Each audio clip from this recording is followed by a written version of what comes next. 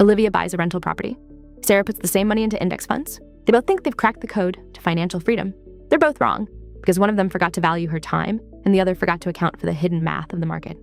Over the next 20 years, the gap between them is going to do more than just change their bank accounts. It's going to change their lives. Let's keep the playing field level.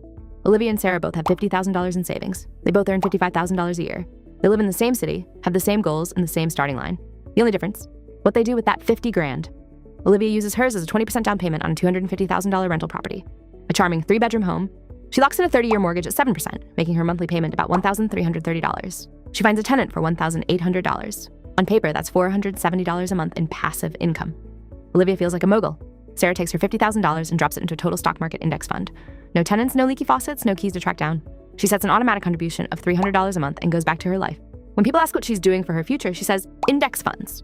They nod politely, then turn back to Olivia to hear about her renovation plans. Nobody's impressed by Sarah. On day one, Olivia has a house and a story to tell at brunch. Sarah has a brokerage login and a confirmation email. It's not even close in terms of how it feels. But financial freedom isn't a feeling, it's math. For the first few years, Olivia is living the dream.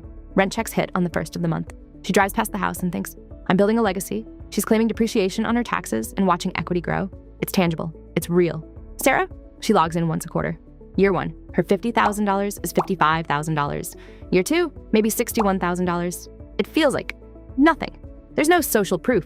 Her friends don't ask for tours of her S&P 500 portfolio. By year three, the invisible costs start showing up. Olivia has collected nearly $65,000 in rent, but after the mortgage, taxes, and insurance, her profit was already thin. Then reality hit. A $1,200 water heater, a $2,800 roof patch, and 1 month of vacancy that cost her $2,400 in lost rent and cleaning. Olivia manages it herself to save money. But that means taking tenant calls during her daughter's basketball games and coordinating repairs on her lunch break. Her real profit over 3 years, maybe $3,000. And that doesn't account for a single hour of her labor. Meanwhile, Sarah has spent 0 hours on her portfolio. With her $300, monthly additions, and a 10% average return, she's sitting at $76,000. 0 phone calls, 0 emergencies. But Olivia still has an ace up her sleeve. Leverage. Her $250,000 property is now worth $280,000. Because she used the bank's money to buy it, her $50,000 investment has technically doubled in equity. This is the magic of real estate that keeps people coming back. But here is what the real estate gurus won't tell you. The 5% rule. 1. Vacancy, the 1 month a year your property sits empty. 2. CapEx, the $10,000 roof or $7,000 HVAC that will break eventually. 3. The bad tenant, the one who stops paying and takes 6 months to evict. None of this is on the Instagram highlight reel, but it's in the fine print of your life. Fast forward to year 7. Sarah's portfolio has hit $150,000. She didn't time the market, she just didn't touch it. Compounding is boring for the first 5 years, but it's astonishing for the next 15. By year 20, the finish line is in sight. Olivia's property is worth $500,000. Her mortgage is nearly gone. She has $450,000 in equity. It's a massive win, but she worked for every penny of it. She had stress, debt, and her wealth was locked in a single zip code. Sarah's index fund, it's at $460,000. She put in $122,000 total over 20 years. The rest is pure compound growth. She spent her weekends at the park, not at the hardware store.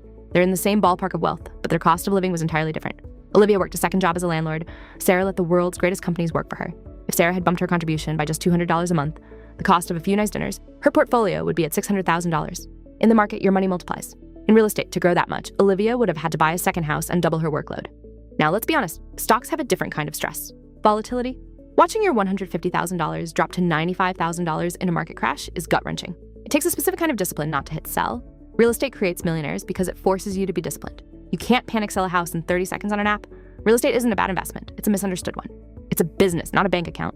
Sarah chose freedom of time. Olivia chose the power of leverage. The next time someone tells you one always wins, ask them, did you include the cost of your time? Because the only math that matters is the math that accounts for the life you actually want to live. Now I want to hear from you. If you were handed $55,000 today, would you rather have the keys to a rental property or a hands-off brokerage account? Tell us why in the comments below.